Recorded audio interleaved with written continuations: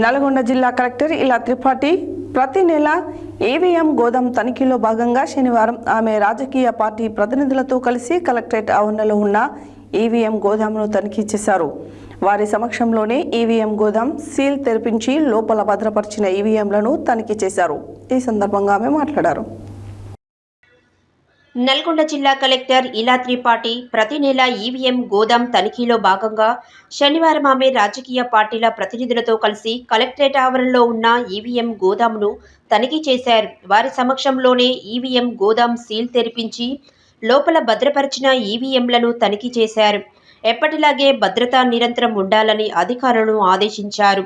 వివిధ రాజకీయ పార్టీల ప్రతినిధులు, అదనపు collector J Srinivas, incharge DRDO Y Ashok Reddy తదితరులు జిల్లా కలెక్టర్ వెంట ఉన్నారు.